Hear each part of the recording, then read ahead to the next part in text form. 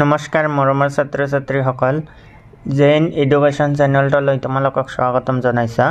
আজি আমি আলোচনা কৰিম পঞ্চমমান শ্ৰেণীৰ অসমীয়াৰ পাঠ নং 10 তিনিটা মাছৰ কাহিনী নামৰ পাঠটিৰ প্ৰশ্নৰ উত্তৰবিলাকৰ বিষয়ে আজি আমি আলোচনা কৰিম। গতিকে ভিডিঅ'টো শেষলৈ চাই থাকক। পাঠটো শুদ্ধ উচ্চাৰণেৰে পঢ়া আৰু তলত দিয়া প্ৰশ্নসমূহৰ উত্তৰ দিয়া।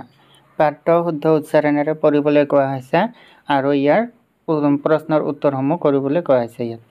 ইয়াত চোৱা প্ৰথমতে দি আছে ক নম্বৰত তিনিটা মাছৰ কাহিনীত থকা মাছকেইটাৰ নাম কি কি। তোমালোকে তো পঢ়িছাই কাহিনীটোত তিনিটা মাছ আছে, এই মাছকেইটাৰ নাম কি কি লিখিবলৈ কোৱা হৈছে।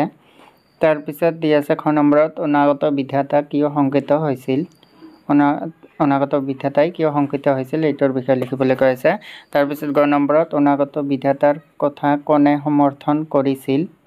খ নম্বৰত কোনে বিপদৰ কথা নাভাবি আকৰ্গজ হৈ থাকি মৃত্যুক সাৱটি ল'লে। আৰু ঙ নম্বৰত মাছমৰীয়া কেইজনে কিহেৰে পুখুৰীত মাছ মাৰিলে। গতিকে আমি ইয়াৰ উত্তৰসমূহ এতিয়া কৰিম। ইয়াত ক নম্বৰত দিয়া আছে তিনিটা মাছৰ কাহিনীত থকা মাছকেইটাৰ নাম কি কি।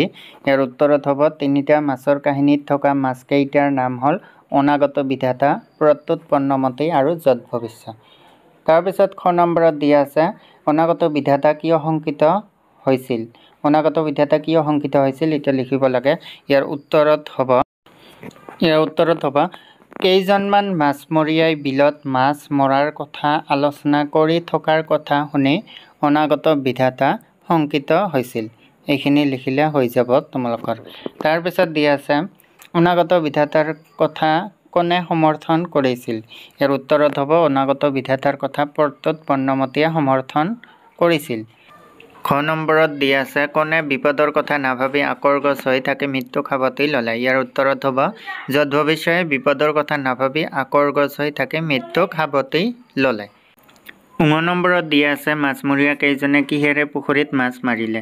ইয়াৰ উত্তৰত হ'ব মাছমৰীয়া কেইজনে জালেৰে পুখুৰীত মাছ মাৰিলে। তাৰপিছত কোৱা আৰু লিখা তলৰ কথাকেইষাৰ কোনে কি উদ্দেশ্যৰে কাক কৈছিল। কোনে কাক কৈছিল এইটো লিখিব লাগে। ইয়াত ক নম্বৰত আছে আপুনি সঁচা কথাকেই কৈছে, ময়ো এই বিল এৰি ওচৰত থকা আন খাল বিললৈ যোৱাটো উচিত বুলি ভাবোঁ। তাৰপিছত খ নম্বৰত মই মুখৰ কথাতেই পিতৃ পিতামহৰ এই বিলখন এৰি যোৱাটো যুক্তিযুক্ত বুলি নাভাবোঁ। তাৰপিছত গ নম্বৰত কাইলৈ পুৱা মাছমৰীয়াসকল আহি এই বিলৰ মাছ মাৰি শেষ কৰিব। গতিকে কোনে কাক কৈছিল এইটো আমি উত্তৰত লিখিম এতিয়া। চোৱা ক নম্বৰত আপুনি সঁচা কথাকেই কৈছে, ময়ো এই বিল এৰি ওচৰত থকা আন খাল বিললৈ যোৱাটো উচিত বুলি ভাবোঁ। এইটো উত্তৰত হ'ব প্ৰত্যুৎপন্নমতিয়ে বিপদৰ পৰা হাত সাৰিবলৈ বুলি উদ্দেশ্যৰে উক্ত কথাষাৰ অনাগত বিধাতাক কৈছিল। গতিকে তোমালোকে এইখিনি এনেদৰে লিখি ল'বা। তাৰপিছত খ নম্বৰত মই মুখৰ কথাতেই পিতৃ পিতামহৰ এই বিলখন এৰি যোৱাটো যুক্তিযুক্ত বুলি নাভাবোঁ। এইটো যৎ ভৱিষ্যতে প্ৰত্যুৎপন্নমতি আৰু অনাগত বিধাতাৰ কথা শুনি তাৰ প্ৰতি উত্তৰত উক্ত কথাষাৰ কৈছিল বুলি লিখিলে হৈ যাব। তাৰপিছত দি আছে গ নম্বৰত কাইলৈ পুৱা মাছমৰীয়াসকল আহি এই বিলৰ মাছ মাৰি নিশেষ কৰিব। ইয়াৰ উত্তৰত হ'ব অনাগত বিধাতাই মাছমৰীয়া কেইজনৰ কথা শুনি বিপদৰ আশংকা পাই সকলোকে জনাজাত কৰাৰ উদ্দেশ্য যৎ ভৱিষ্যত আৰু প্ৰত্যুৎপন্নমতিক উক্ত কথাষাৰ কৈছিল। গতিকে তোমালোকে এইখিনি লিখি ল'বা ভালদৰে। তাৰপিছত দি আছে সাধুটো নিজৰ কথাৰে কোৱা আৰু লিখা। ছাত্ৰ ছাত্ৰীসকল সাধুটো তোমালোকে ভালদৰে পঢ়ি ল'বা আৰু বুজি ল'বা আৰু নিজৰ কথাৰে ক'বলৈ চেষ্টা কৰিবা। সাধুটোত মাছ তিনিটাই কোৱা কথাখিনি সহজ কথাৰে লিখা। সাধুটো এবাৰ পঢ়ি চাবা আৰু মাছ তিনিটাই কি কৈছিল সেইটো সহজ কথাৰে বুজি ল'বা। তলৰ শব্দবোৰৰ অৰ্থ শব্দ সম্ভাৰ বা অভিধানৰ পৰা চাই লিখা। শব্দ সম্ভাৰ চাই লিখিবলৈ কোৱা হৈছে। ইয়াত অনাগত বিধাতা, প্ৰত্যুৎপন্নমতি, যৎ ভৱিষ্যত, এখন্তেক, সদালি, নিশেষ, বিনাশ, সুৰক্ষিত, বজ্ৰ সদৃশ, আকৰ্গজ, উৎসহৰে, হাথাৱতী। এইখিনি দিয়া আছে আমাক শব্দ সম্ভাৰ চাই লিখিব লাগে আমি এইটো এইবাৰ লিখিবলৈ চেষ্টা কৰিম গতিকে তোমালোকে ভালদৰে লিখি ল'বা এইখিনি উত্তৰত হ'ব শব্দ অৰ্থ এফালে শব্দ লিখিবে এফালে অৰ্থ অনাগত বিধাতা মানে যি এতিয়াও অহা নাই প্ৰত্যুৎপন্নমতি উপস্থিত বুদ্ধি আছে যাৰ য'ত ভৱিষ্যত ভাগ্যত যি হয় হ'ব এনে মনোভাৱ আৰু এখন্তেক ক্ষণ মাত্ৰ তোমালোকে এইখিনি লিখি ল'বা তাৰপিছত আছে চোৱা খদালি সকলো ফালৰ পৰা মিহলি কৰা নিশেষ মানে সমুদায় বিনাশ মানে ধ্বংস সুৰক্ষিত ভালকৈ থোৱা বা ৰখা বজ্ৰ সদৃশ বজ্ৰৰ নিচিনা আকৰ গছ ধৰা কামত নেৰা নেপেৰাকৈ লগা তাৰপিছত চোৱা উৎসহৰে মানে চিঞৰি আৰু হাত সাৱটি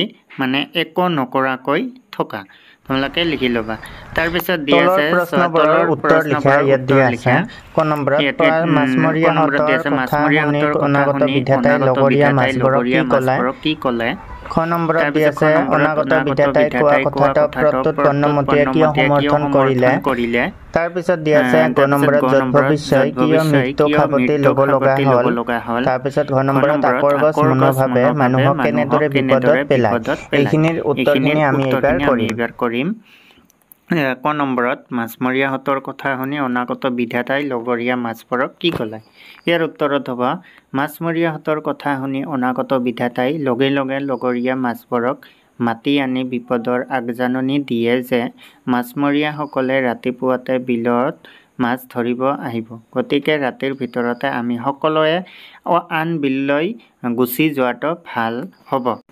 দুৰ্বলসকল সদায় বলিৰ পৰা আঁতৰত নাইবা সুৰক্ষিত ঠাইত থাকিব লাগে গতিকে মাছমৰীয়াহঁতৰ কথা শুনি অনাগত বিধাতাই লগৰীয়া মাছবোৰক কি ক'লে তোমালোকে এইখিনি লিখি দিলে হৈ যাব তাৰপিছত চোৱা খ নম্বৰত অনাগত বিধাতাই কোৱা কথাটো প্ৰত্যুৎপন্নমতিয়ে কিয় সমৰ্থন কৰিলে ইয়াৰ উত্তৰত হ'ব অনাগত বিধাতাই কোৱা কথাটো প্ৰত্যুৎপন্নমতিয়ে সমৰ্থন কৰিছিল কিয়নো যাৰ জীয়াই থকাৰ উপায় থাকে তেওঁ কিহৰ মহৎ বিনাশ হ'ব পিতৃ পিতামহৰ কোৱা বুলি ভবা কাপুৰুষসকলেহে খাৰুৱা পানীকে খাই জীয়াই থাকে গতিকে এইখিনি তোমালোকে ভালদৰে লিখি ল'বা তাৰপিছত গ নম্বৰত য'ত ভৱিষ্যই কিয় মৃত্যুক সাৱটি ল'ব লগা হ'ল ইয়াৰ উত্তৰত হ'ব বিপদৰ কথা নাভাবি হাত সাৱটি বহি থকাৰ বাবে য'ত ভৱিষ্যই মৃত্যুক সাৱটি ল'ব লগা হ'ল আৰু ঘ নম্বৰত দিয়া আছে আকৰ গছ মনোভাৱে মানুহক কেনেদৰে বিপদত পেলায় ইয়াৰ উত্তৰত হ'ব আকৰ গছ মনোভাৱে মানুহক আনে দিয়া উপদেশ গ্ৰহণৰ পৰা বঞ্চিত কৰে ফলত বিপদক নিজে আমন্ত্ৰণ দিয়াৰ দৰে হয় গতিকে তোমালোকে এইখিনি ভালদৰে লিখি ল'বা তাৰপিছত চোৱা দিয়া আছে তলৰ আধৰুৱা বাক্যবোৰ সম্পূৰ্ণ কৰিবলৈ পাঠ্য পঢ়া আৰু খালী অংশটো পূৰ কৰি লিখা ইয়াত দিয়া আছে এখন বিলত ভালেমান দেশ খালী ঠাই দিয়া আছে ইয়াত সেই বিলতে দেশ একেলগে বাস কৰি আছিল এদিন অনাগত বিধাতাই পুখুৰীত সাঁতুৰি নাদুৰি দেশ মাছমৰীয়া কেইজনমানে কথা পতা শুনিলে ইয়াত খালী ঠাই দিয়া হৈছে তাৰপিছত মৰা নাই ইয়াত নিশ্চয় বহুতো ডাঙৰ ডাঙৰ মাছ আছে গতিকে কাইলৈ দেশ এই বুলি কৈ মাছমৰীয়াসকল ঘূৰি গুচি গ'ল তাৰপিছত দিয়া আছে খ নম্বৰত য'ত ভৱিষ্যৰ এনেকুৱা দেশ পাছদিনাখন পুৱা দেশ পেলালে তেওঁলোকে জালেৰে য'ত ভৱিষ্যৰ দেশ ঘৰলৈ লৈ গ'ল গতিকে এইখিনিৰ উত্তৰখিনি আমি এইবাৰ কৰিম চোৱা মই ৰেড কালাৰেৰে তলত আণ্ডাৰলাইন কৰি দিছোঁ ক নম্বৰত উত্তৰত হ'ব যে এখন বিলত ভালেমান মাছ আছিলখিনি তোমালোকে খালী ঠাইত বহাই ল'বা তাৰপিছত সেই বিলতে অনাগত বিধাতা প্ৰত্যুৎপন্নমতি আৰু য'ত ভৱিষ্য নামৰ তিনিটা ডাঙৰ মাছে বহুদিন ধৰি একেলগে বাস কৰি আছিল তাৰপিছত এদিন অনাগত বিধাতাই পুখুৰীত সাঁতুৰি নাদুৰি থাকোঁতে সেইফালেৰে গৈ থকা মাছমৰীয়া কেইজনমানে কথা পাতি থকা শুনিলে। এই বিলখনত বহুদিন কোনেও মাছ মৰা নাই। ইয়াত নিশ্চয় বহুতো ডাঙৰ ডাঙৰ মাছ আছে। গতিকে কাইলৈ পুৱা আহি এই বিলত মাছ মাৰিব লাগিব। এই বুলি কৈ মাছমৰীয়াসকল ঘৰা-ঘৰি গুচি গ'ল। মই যিখিনি ৰঙা ৰঙেৰে তলত দাগ দি দিছোঁ সেইখিনি তোমালোকে খালী ঠাইত বহাই ল'বা। দিলে তোমালোকৰ হৈ যাব এইখিনি। তাৰপিছত চোৱা খ নম্বৰত য'ত ভৱিষ্যৰ এনেকুৱা আকৰ গছ মনোভাৱ দেখি তেওঁক এৰি অনাগত বিধাতা আৰু প্ৰত্যুৎপন্নমতে নিজৰ নিজৰ পৰিয়ালবৰ্গৰে সৈতে আন বিললৈ গুচি গ'ল। পাছদিনাখন পুৱা মাছমৰীয়াসকলে আহি বিলত জাল পেলালে। তেওঁলোকে জালেৰে য'ত ভৱিষ্যৰ লগতে থকা অন্যান্য মাছবোৰকো জালেৰে ধৰি ঘৰলৈ লৈ গ'ল। তোমালোকে খালী ঠাইত ৰঙা ৰঙেৰে যিখিনি দাগ দি দিছোঁ সেইখিনি তোমালোকে খালী ঠাইত বহাই ল'বা। তাৰপিছত চোৱা দিয়া আছে যুক্তাক্ষৰ ভাঙি পঢ় আৰু লিখ আহা। ইয়াত দিয়া আছে দন্ত্য নয় ন কয় ক ক তেলবা শস্য ঘৈৰফলাঘ্ৰ দন্ত্য নয় ধন্ধ দন্ত্য নয় দণ্ড দন্ত্য নয় মম্ম আৰু দন্ত্য শতস্থ। ইয়াত দিয়া আছে ছাত্ৰ ছাত্ৰীসকল তোমালোকে এইখিনি ভালদৰে পঢ়িবা। ইয়াতো দিয়া আছে কিছুমান আৰু চোৱা এইখিনি দিয়া আছে যুক্তাক্ষৰ গঠন কৰি পঢ় আহা। তোমালোকে এইখিনি ভালদৰে পঢ়ি ল'বা।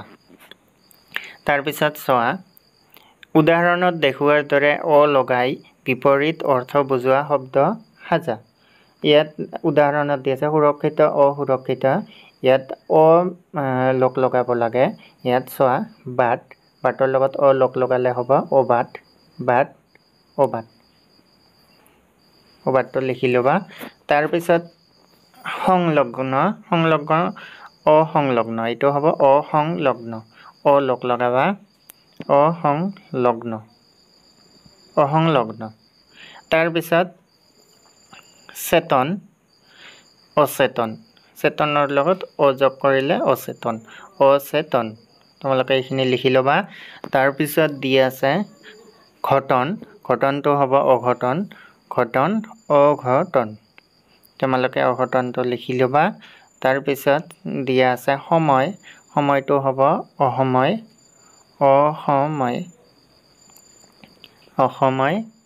তাৰপিছত বুজন অবুজন। তাৰপিছত কৃত্ৰিমটো হ'ব অকৃত্ৰিম তোমালোকে অকৃত্ৰিমটো লিখি ল'বা। এইখিনি ভালদৰে লিখি ল'বা তোমালোকৰ হৈ যাব। তাৰপিছত চোৱা দিয়া আছে বাক্য ৰচনা কৰা। ইয়াত বাক্য ৰচনা কৰিবলৈ দিছে হাত বাউল দি সাঁতুৰি নাদুৰি আকৰ গছ তাৰপিছত ঘদালি ঘৰা-ঘৰি অতি শীঘ্ৰে আৰু এখন্তেক। তোমালোকে এইখিনি বাক্য ৰচনা কৰিবলৈ দিয়া আছে। এইবাৰ আমি এইখিনি কৰিবলৈ চেষ্টা কৰিম। ইয়াত চোৱা প্ৰথমতে দি আছে হাত বাউল দি এইটো হ'ব ৰাতুলক বিপদে হাত বাউল দি মাতিছে। তোমালোকে এইখিনি লিখি ল'বা। তাৰপিছত সাঁতুৰি নাদুৰি মাছকেইটা পানীত সাঁতুৰি নাদুৰি আছে। তাৰপিছত আকৰ গছ মনোভাৱে মানুহক বিপদত পেলাই তোমালোকে লিখি ল'বা। ঘদালি মানুহবোৰে পুখুৰীত মাছ মাৰি ঘদালি পেলালে। ঘৰা-ঘৰি বিদ্যালয় ছুটিৰ পিছত সকলো ছাত্ৰ ছাত্ৰী ঘৰা-ঘৰি গুচি গ'ল। তাৰপিছত অতি শীঘ্ৰেই আমি গুৱাহাটীলৈ যাম। তাৰপিছত এখন্তেক মানুহজন কাম কৰি এখন্তেক জিৰণি ল'লে। ছাত্ৰ ছাত্ৰীসকল তোমালোকে এইখিনি ভালদৰে কিতাপত দিয়া আছে লিখি ল'বা।